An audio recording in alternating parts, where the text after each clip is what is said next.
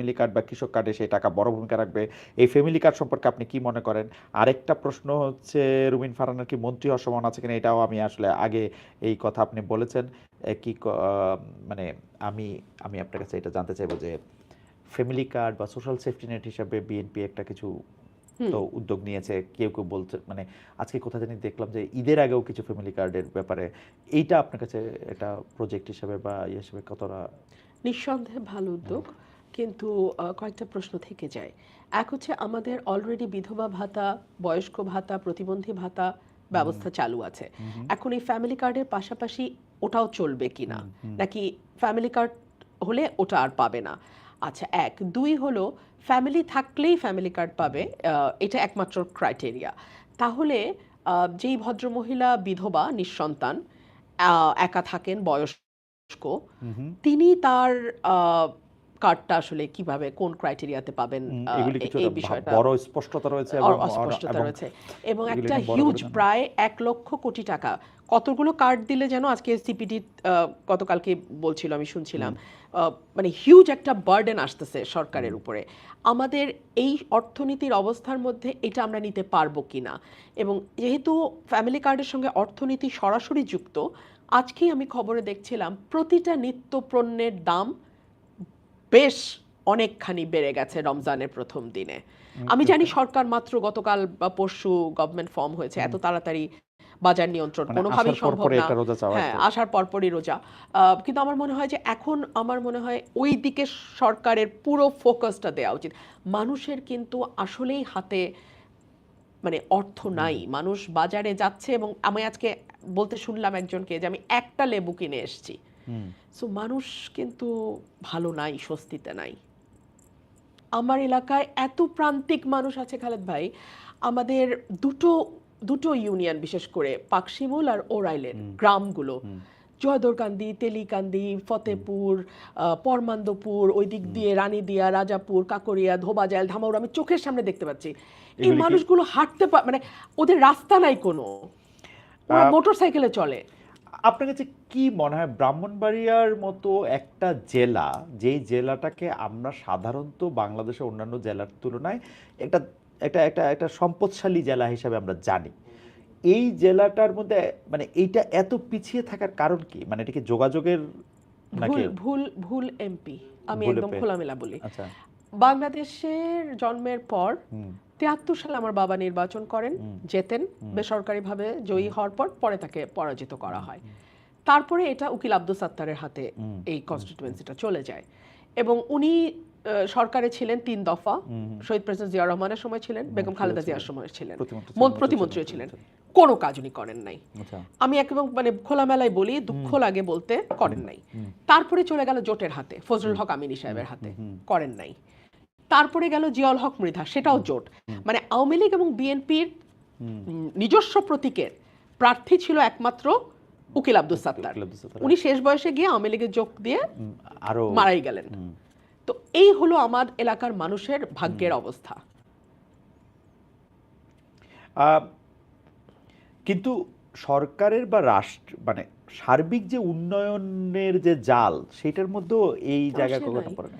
আসে নাই, কারণ ১৫-১৭ বছর তো ধরেন আওয়ামী লীগ ছিল, এবং আমরা সবসময় মনে করতো যে এরা তো আমাদেরকে ভোট দেয় না, এটা তো বিএনপি অধ্যুষিত এলাকা, এদেরকে এত উন্নয়নের কি আছে। আমি তো খুলনা গেছি কয়েকবার, বরিশাল গেছি, আমি তো দেখেছি এটা বিদেশের মতো করে ফেলেছে। হ্যাঁ, আওয়ামী লীগ বিদেশের মতো করে ফেলেছে। রাজশাহী। রাজশাহী, আল্লাহ, দেখার মতো খালেদ ভাই।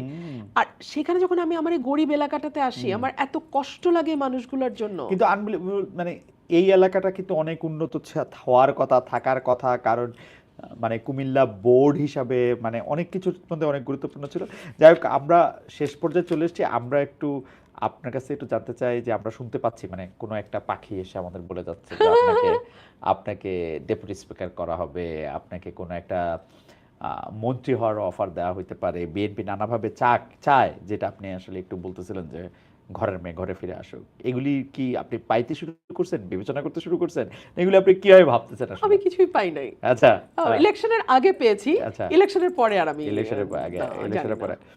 আচ্ছা, যদি আমি এরকম বলি যে আপনি যেহেতু স্বতন্ত্র, আপনার জন্য কিন্তু জামায়াত এনসিপি জোটের জায়গাও উন্মুক্ত। তো যেহেতু এইবার এসে এটা আবার খুব বেশি শুনতেছি যে এটা আদর্শের জোট না, এটা হচ্ছে একটা নির্বাচনের জোট, একটা মোর্চা, সেই ক্ষেত্রে কি আপনি ওইটা বিবেচনা করবেন যে মানে জামাতে ইসলামী এনসিপি জোট, সেইটাও আপনি না। আপনি বিবেচনা করতে রাজি না?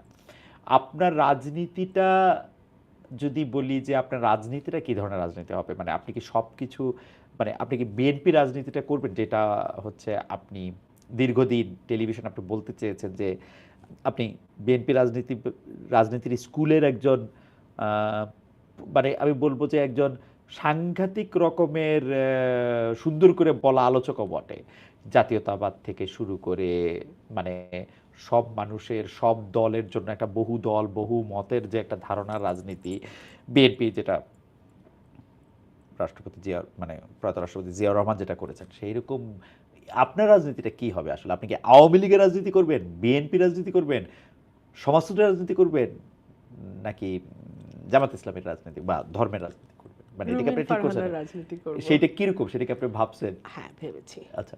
জাতীয়তাবাদ তো ডেফিনেটলি, হুম এটা তো আমার পরিচয়। হুম হুম এবং আমার কাছে সবার আগে বাংলাদেশ, কিন্তু সবার জন্য বাংলাদেশটা খুব জরুরি। হুম আমাদের এখন সবার জন্য একটা বাংলাদেশ করতে হবে।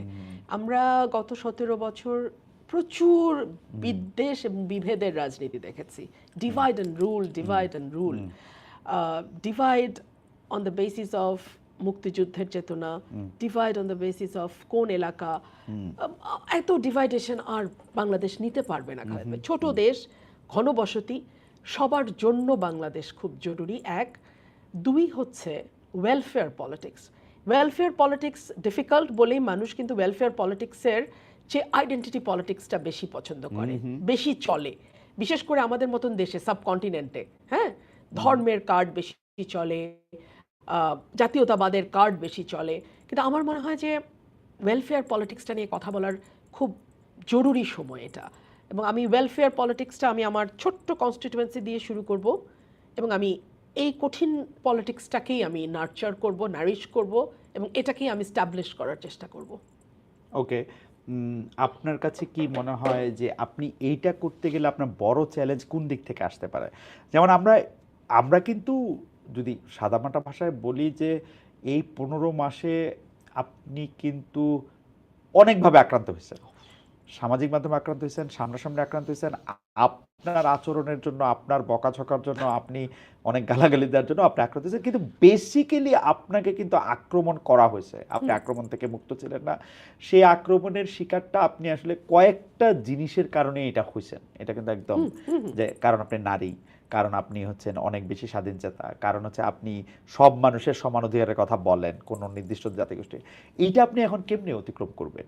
বাংলাদেশের মানুষ তো মনে হয় আপনার বিপরীত স্কুলটাই চায়, নাকি সোশ্যাল মিডিয়া দেখলে এরকম মনে হয়? এটা মনে হয়। হ্যাঁ। এটা আমি আরেকটা জায়গায় আমার আলোচনা করেছি আমি, যে আমরা না নয়েজি পিপল দেখি চারপাশে, কিন্তু ওরা কিন্তু সংখ্যায় কম। হ্যাঁ, মেজরিটি কিন্তু আপনি দেখবেন, এই যে আমি বললাম সবার জন্য বাংলাদেশ, সবাইকে নিয়ে বাংলাদেশ, এটাই কিন্তু মেজরিটি মানুষ পছন্দ করে, কিন্তু বলে না। সুযোগ দেন, ব্যালটে কিন্তু বলে দিচ্ছে, ব্যালটে কিন্তু তারা সিদ্ধান্ত দিয়ে দিচ্ছে। সো মানুষ যারা ফেসবুকে অনেক হইচই করে, তাদেরকে দেখি বলে আমরা মনে করি তারাই বোধহয় ডমিনেন্ট ফোর্স, তারাই বোধহয় majority. But no, majority people হচ্ছে সাইলেন্ট। তারা সুযোগ পেলে তাদের মতামতটা চুপে চাপে ভোটে দিয়ে দিবে, কিন্তু অত শোরগোল তারা ফেসবুকে করবে না। আচ্ছা, ফারহানা, আপনি, আমি জানি না আপনি কতটুকু বলতে পারবেন, আপনি এই যে ধর্ম, মাথায় কাপড় দেওয়া, আলাদা একটা চেহারা, এটাকে আপনি ভোটের মাঠে কেমনে ডিল করলেন?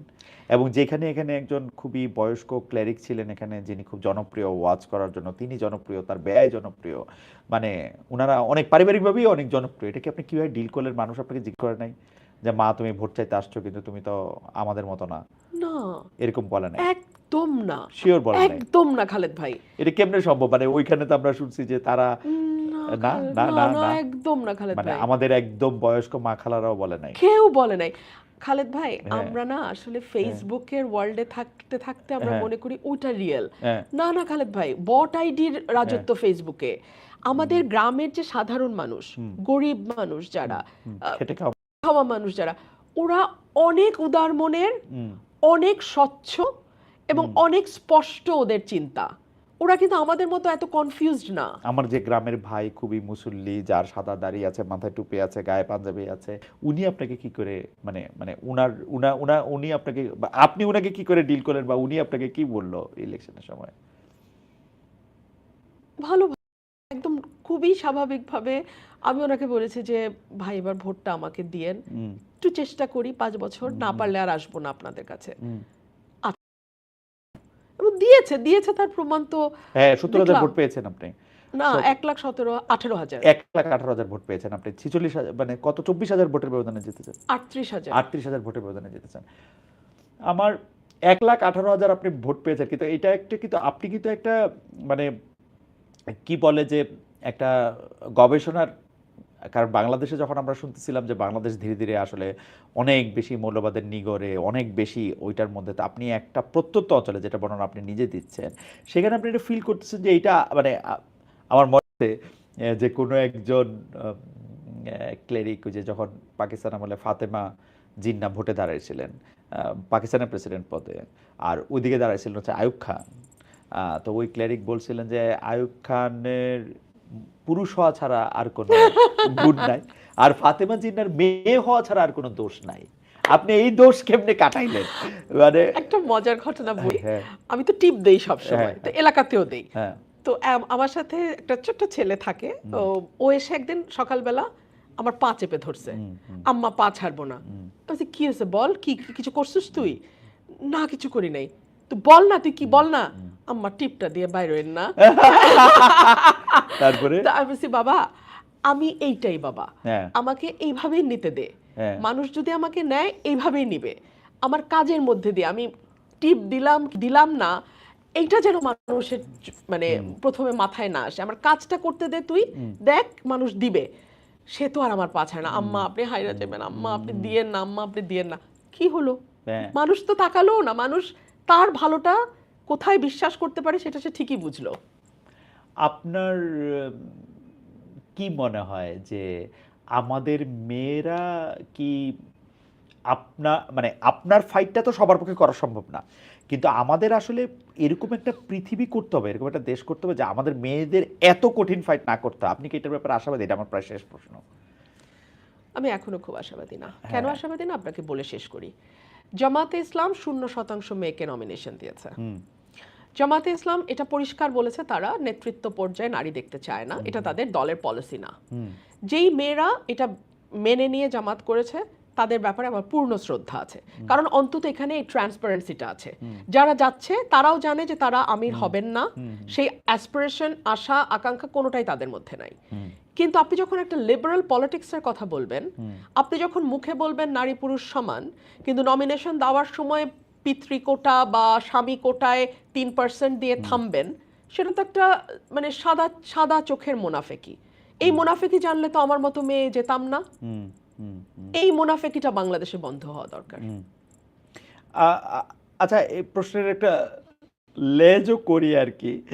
সেইটা হচ্ছে যে ডক্টর মোহাম্মদ ইউনূসের সরকারের ক্ষেত্রে তো আমাদের এই ব্যাপারটা অনেক বড় আশা ছিল যে আমাদের মেয়েদেরকে আমরা মানে এই এত ফাইট এত কিছু আর করতে হবে না। তারা দুই একটা ভালো কাজও করছে, ফুটবল খেলার আয়োজনটা তারা নির্বিঘ্ন হইতে দিছে, কিন্তু এমন অনেক কিছু করছে বা অ্যালাউ করছে যেটা আসলে চিন্তাও করা যায় না। মানে এইটা আমরা এইটা উনি কেমনে অ্যালাউ করলেন, ডক্টর ইউনূস বা তার সরকার এটা কেমনে অ্যালাউ করলো, কিসের জন্য?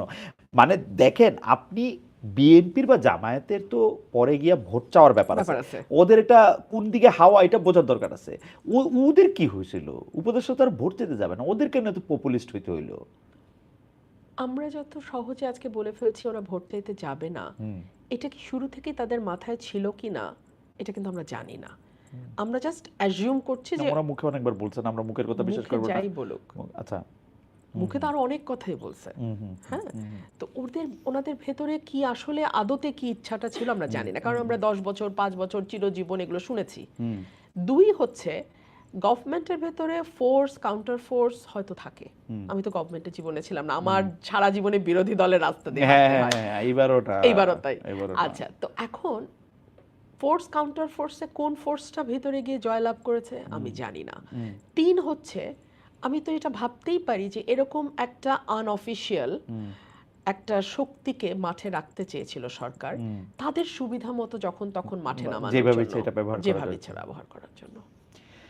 বেঁচে ফারহানা, আমাদের আর কোনো প্রশ্ন নাই, কিন্তু আমি একটা মানে আপনাকে একটু 30 সেকেন্ড একটু বলতে বলি। সেইটা হচ্ছে যে আমাদের যেসব বাচ্চারা আপনাকে খুব অনুসরণ করেন, মানে এই তরুণ প্রজন্মের মধ্যে যারা আসলে যাদের বয়স 20-22-এর মধ্যে, যারা আপনার মধ্যে থেকে এক ধরনের শক্তির জায়গা থেকে, তাদের জন্য আপনি আসলে কি বলবেন? মানে কোনো মানে আপনি যদি বলেন আর কি 30-40 সেকেন্ড 50 সেকেন্ড আপনি যখনই বলেন যে মানে আমি বাংলাদেশটা নিয়ে কি তারা খুব আশাবাদী আসলে হইতে পারবে, বাংলাদেশটাকে আসলে খুব একটা সুন্দর দেশ হিসেবে থাকবে, নাকি তাদের আসলে তাদের জন্য আপনি কি বলবেন? আমি এটাই বলবো, যদি কেউ পরিবর্তন করতে চায় তাহলে তার প্রথম স্টেপটা তাকেই নিতে হবে।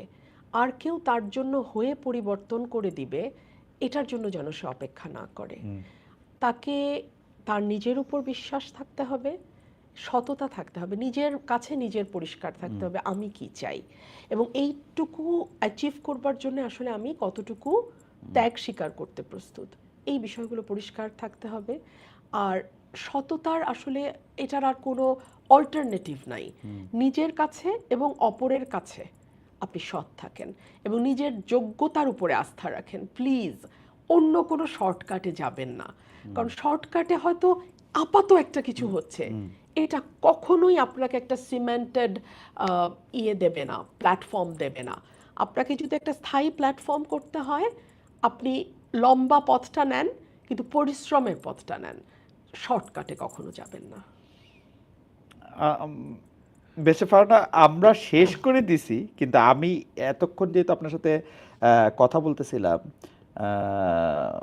সেই জন্য আমি এদেরকে ছাড়া আর ইয়া দেখি নাই, আমাদেরকে আমাদের মানে মন্তব্যগুলি একটু দেখি না আমরা, একটু আপনি যদি একটু অনুমতি দেন হ্যাঁ, তাহলে নিশ্চয়ই একটু নিশ্চয়ই মন্তব্যগুলি একটু দেখি। নিশ্চয়ই। একটা মন্তব্য অনেকবার দেখতে পাচ্ছি, খালেদ ভাই তারেক রহমানকে প্রশ্ন করতে আপনি যেরকম